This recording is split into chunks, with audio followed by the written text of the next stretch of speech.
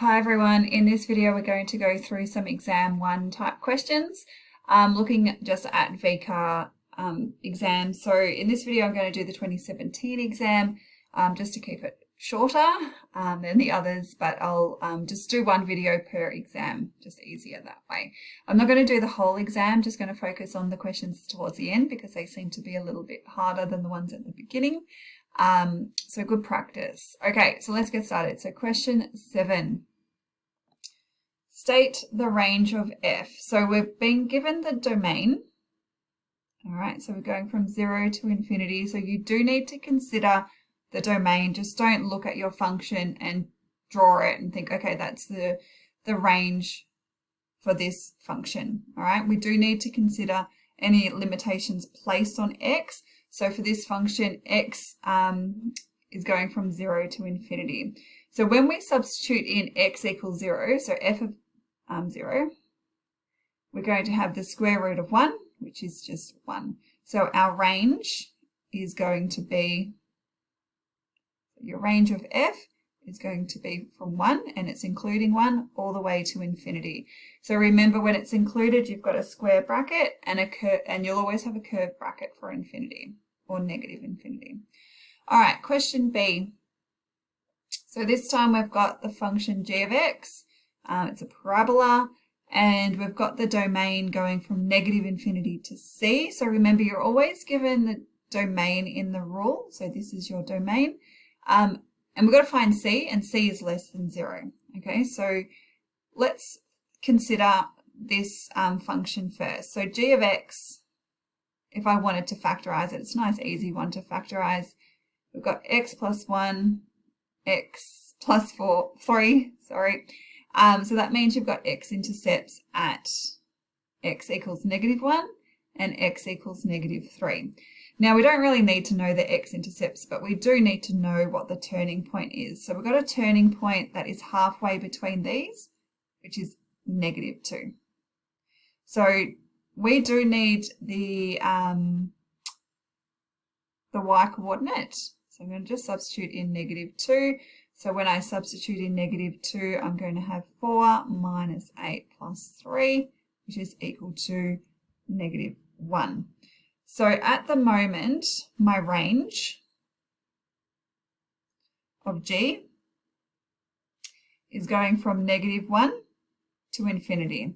But it needs to be a subset of the domain of f. Okay, and remember, the domain of f is from 0 to infinity, so I might just highlight that. Yeah, okay, and at the moment it isn't, so it's at -1 to infinity. So I need to change that. So it changes to, what was it, 0 to infinity. Okay, so when I change it from 0 to infinity, your graph goes from looking something like that and having a turning point here at, what was it, -2 to -1. But because it's now going from 0, you're kind of cutting it off here. So let's say that was your x-axis, okay, where y is equal to 0. So this point here is your value of c. And we worked out before that intercept is at -3. Okay, so we did that here. So your value of c is going to equal -3. All right, so that's -3 there and -1 there. All right, moving on to part 2. For the value of c found in part bi, state the range of f of g of x. So this is a composite function. All right, so you need to know how the functions relate to the composite function. All right, so let's just write down what we know. So the domain of f, what was that? That was 0 to infinity. And the range of f, is that 1 to infinity. And then your domain of g what was it, negative infinity to negative 3.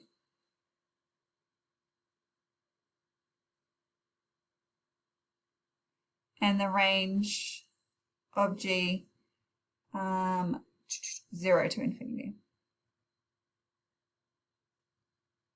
Okay, so for this to work, we do need to have the range of G has to be a subset of the domain of F, which it is. So your range of your composite function is the same as the range of F. So therefore, the range of F of G of X is equal to the range of F, which is equal to 1 to infinity. All right, part C. Okay, so our function is now h of x equals x squared plus 3. State the range of f of h of x. All right, so let's just do this composite function. So f of x we had before up here is the square root of x plus 1.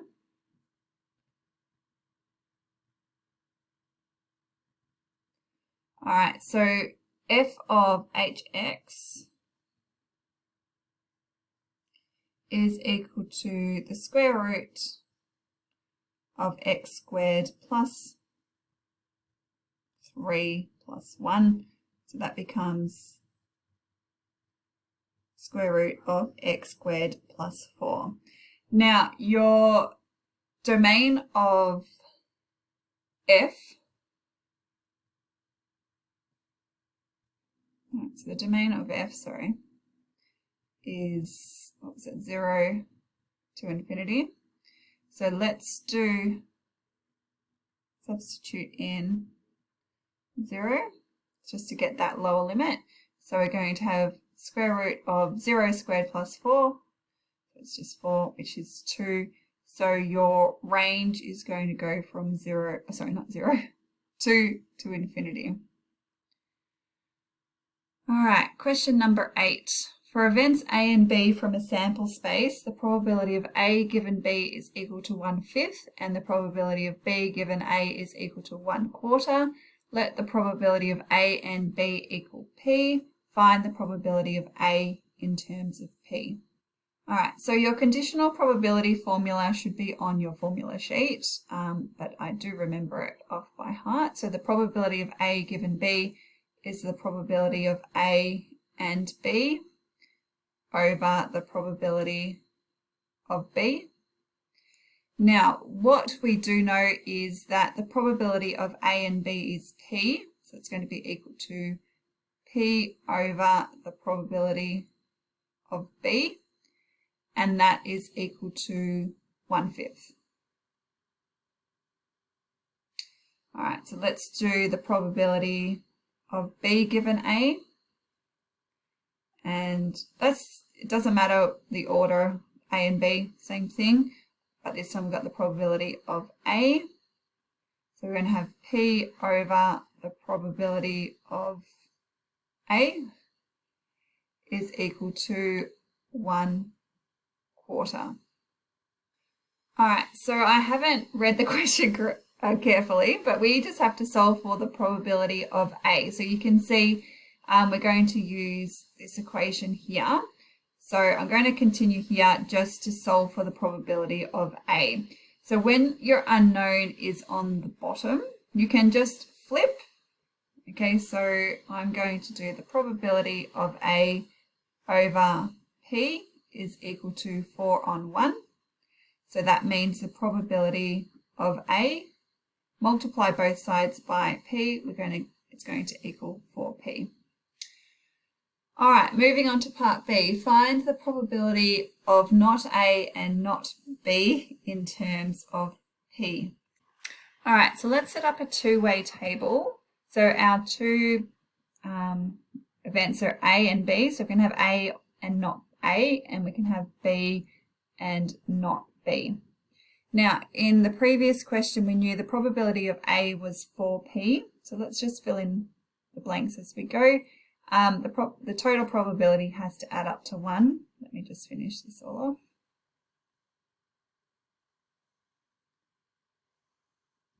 It's just easier to see if I've got lines there. All right, so if this is 4p and this is 1, so that's the difference between them. So 1 minus 4p. And to fill in the rest of the table, we can actually get the probability of B also. So if we use the same concept that we did in part A to find the probability of B, probability of A, the probability of B will be 5p. So that goes here. And the probability of A and B is P. So we can now just fill in blanks. It's going to be 4p. And, oh my gosh, this is going to be 1 minus 8p. And then we're going to have 1 minus 5p. So the probability of not A and not B is this cell here. So the probability of not A and not B is equal to 1 minus 8p. All right, given that the probability of A or B is less than or equal to 1/5, state the largest possible interval for P. All right, so for A or B, I'll just write this here. So the probability of A or B is equal to 1 minus the probability of not A and not B. Okay, so A or B is everything included, and not A and not B is it's all excluded. So we worked out in part previous one, question B, probability of not A and not B is 1 minus P. So we've got 1 minus 8p. So we just end up with 8p. So that means 8p is less than or equal to 1/5. So we just need to solve for p. So I'm going to multiply both sides by, divide both sides by 8. So I get 1 over 40. Now, it's an interval. Okay, so we do have to have a lower limit and an upper limit. So remember, p is a probability. We've found its upper limit, so its lower limit has to be 0. Okay, so I'm just going to add in 0 here and 0 here. Oh, noisy plane ahead.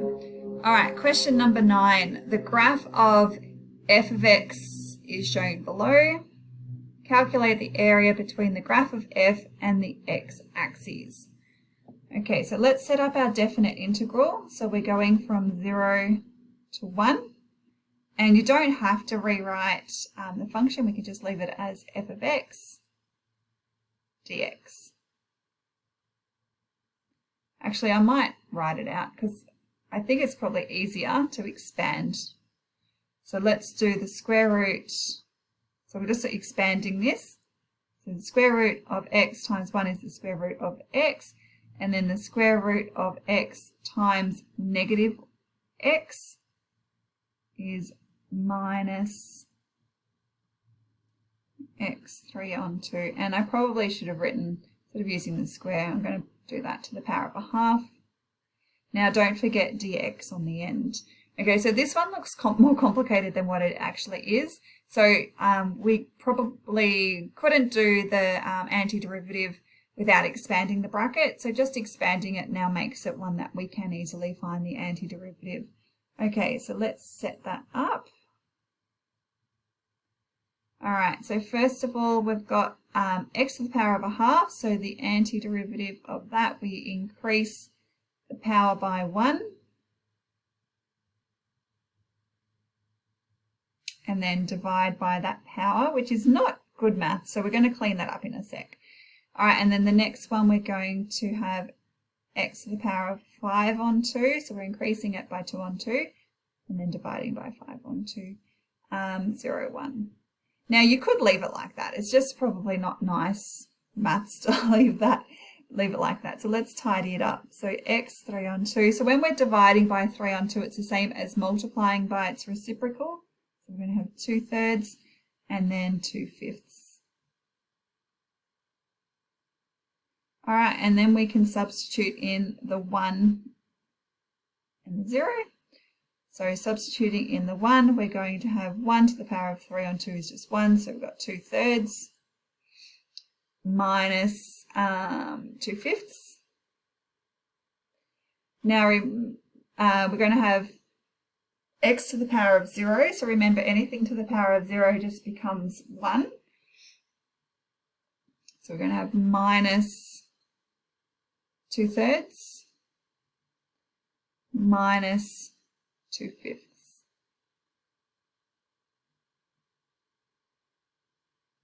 All right, I just realized, no, wrong, sorry. We're not doing to the power of 0. Oh my God, it's 0. I can't believe I just did that. So it's minus, okay, we're substituting for x, and x is on the base, so it's 0 minus 0. There we go. Okay, so we end up with 2/3 minus 2/5. So we do need to have them in one fraction. So change the bases. So just going to quickly do that. So we have 5 times 2 is 10 over 15 minus 6 over 15. So we get 4 over 15. All right. For x in the interval 0 to 1, show that the gradient of the tangent to the graph of f is 1 minus 3x over 2 root x. All right, so with this question, it is a show that question. So just make sure that you don't use your answer in the question. You're basically got to ignore that and just answer the question. And, at the end, make sure your answer looks like that. Now, if we're looking at the gradient, okay, so we have to find the derivative. So our function is up here. Okay, so I'm just going to leave it as its expanded form. So I'll write that here. So f of x equals x to the power of 1/2 minus x to the power of 3 on 2. All right, so let's take the derivative. So remember, the derivative is the same as the gradient function. So we're going to have 1/2 x negative 1/2 minus 3 on 2 x to the power of 1/2. And I'm just going to tidy that up a little bit. So we're going to have 1 on square root of x. Let's make sure that's correct. And we're going to have minus 3 root x on 2. Now at this point you can see it's not in this form. All right, so I need to have the same denominator. So let me keep tidying it up. So I'm going to have 1 on 2 root x minus 3 root x on 2. So at the moment my denominators are different. So to make them the same, so I need to make them 2 root x. The second fraction I'm just going to multiply by, what do we want? Root x. So the square root of x. Okay, so I'm basically just multiplying it by 1 because the numerator and the denominator are the same. So let's just tidy it up. So 2 root x minus, and now I'm going to have 3x, so because root x times root x is just x. So 3x over 2 root x. And then you can see we've got the same denominator, so we can put the numerators together. Okay, and there we go. So just with the assessor's report, they did say don't go straight from the derivative to the answer. You need to actually show that manipulation with the fractions. Okay, so when they're marking this, it's worth 1 mark. So if you didn't show probably this part here, you wouldn't get the mark. Okay, so just be careful to do that. All right, I might just move this question down a bit so we've got a bit of space.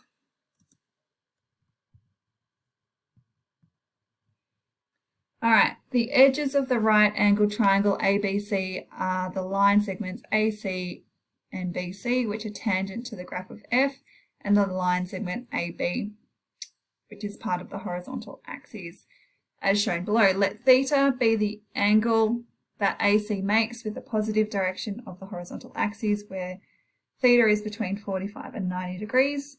Find the equation of the line through B and C in the form of y equals mx plus c for theta equals 45. All right, so if theta is equal to 45, so we can see theta here is 45, that makes this one also 45 degrees. So your gradient for BC is going to be equal to -1.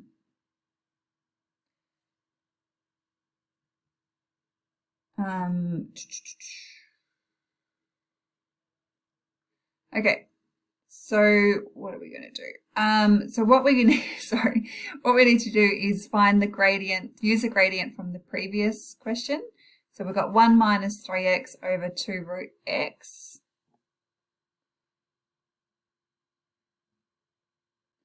Over 2 root x.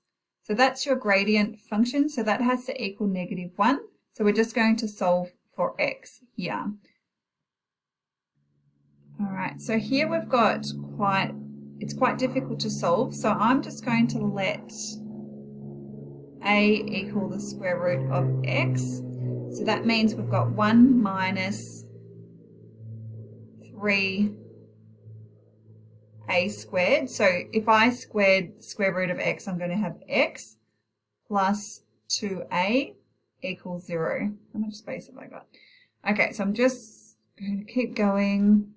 So 3a squared, just making first term positive. So 3a squared minus 2a minus 1 equals 0. And then you could use the quadratic formula if you like, which I do like. So I'm going to use that. So a is equal to 2 plus or minus the square root of b squared, which is 4 minus 4 times 12 plus 12 over 2a over 6. All right, so we're going to have the square root of 16, so 2 plus or minus the square root of 16 is 4. So a is going to be equal to 1 or -1/3. Okay, if I tidied that up a little bit. So we're a equals 1 or a equals -1/3. So remember I let a equal the square root of x, so we're going to substitute that back in. So the square root of x equals 1, so that means x equals 1. And the square root of x equals -1/3.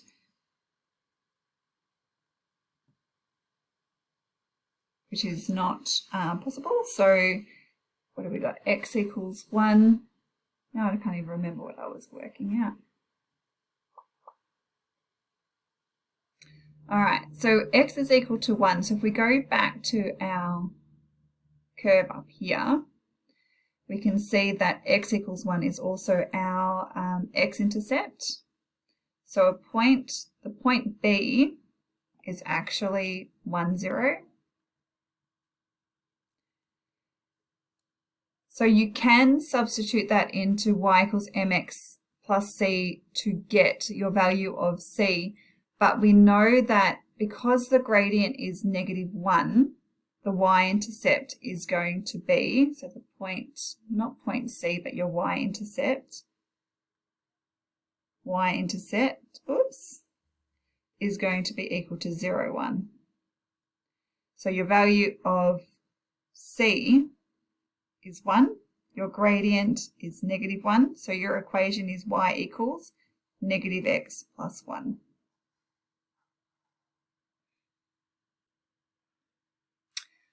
All right, find the coordinates of C when theta equals 45 degrees. All right, so with this question here, the coordinates of C, so don't go thinking that it's halfway between 0 and 1 because A is over here. We're going to do it similar way that we did C, but the gradient for the line AC is 1 because it's perpendicular to the line BC. So M is equal to 1. So we're going to solve for x the same way that we did in the previous question. So we're going to use our derivative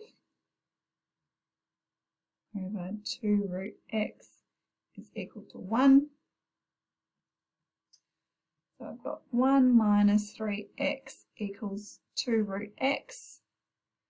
And let's just put everything over to the same side.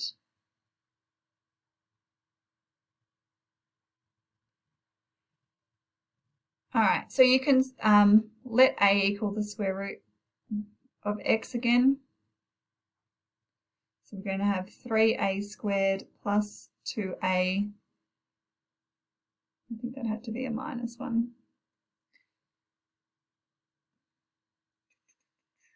Just make sure. Yes, minus 1 equals 0. So your value of a using the quadratic formula, -2 plus or minus.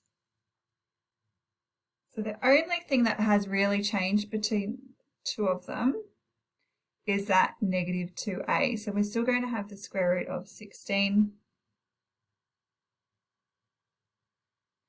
over, what was that, 6. So a equals -2 plus or minus 4 over 6. So a is equal to -1, or a is equal to 1/3. I have to think about that. All right, so we've got the square root of x cannot equal -1, so the square root of x equals 1/3.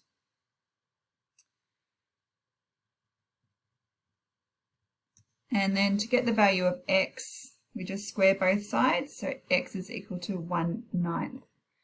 All right, so just substituting 1/9 into our function. All right, so I'll just scroll up here so I can find it. So this. All right, so I'm going to have the square root of 1/9 times 1 minus 1/9. So I'm just getting this from our function here. All right, the square root of 1/9 is 1/3, and then we've got 1 minus 1/9 is 8/9. So 1 times 8 is 8, 3 times 9 is 27. So that means the point 1/9 and 8 over 27 is on your graph. Sorry, on the line graph, same thing. M is equal to 1. So let's substitute those values into y equals mx plus c. All right, so your value of y is 8 over 27. So what we're doing here is just finding the value of c, the y-intercept. So that should be an equal sign. M is 1, our gradient. So x is 1/9 plus c. So we're going to have 8 over 27 minus 1/9, which is the same as 3/9, which equals, so that's the value of c. So 8 over 27 minus 3/9 is, 3 over 27 equals 5 over 27. So your equation, this is worth 4 marks, it's crazy. So you're, oh no, what are we doing? We're not finding the equation. Oh, we do need to use the, oh gosh, what am I doing? We need to use the equation to find c, and I don't have enough room here to do that. All right, let's write the equation first. So y equals, m is 1, so it's going to be x plus 5 over 27. All right, so there's my equation. Now I can understand why it's worth 4 marks. And my equation from the previous one, y equals -x plus 1. So what we're basically doing is finding the intersection of those 2 points to get c. So I'm going to just give myself a little bit more space. Okay, so the first one was y equals negative x plus 1. And this equation here is y equals x plus 5 over 27. So I'm just going to let them equal each other and then solve for x.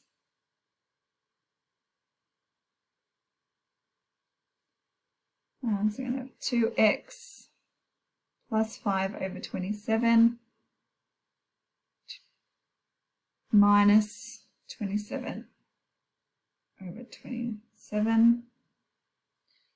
So 2x equals, so negative 22 over 27 and multiply by a half.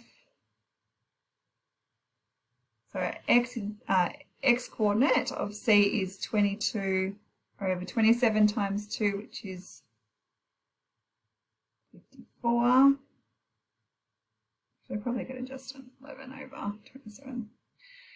Okay, so that's our x coordinate. So to get our y coordinate, we just need to substitute it into either equation, obviously, or actually the second one is probably the easier one. So y equals 11 on 27 plus 5 on 27 gives you 16 on 27. So that means your coordinates of C is 11 on 27 and 16 on 27. Wow, made me work for those 4 marks. All right, girls, bye.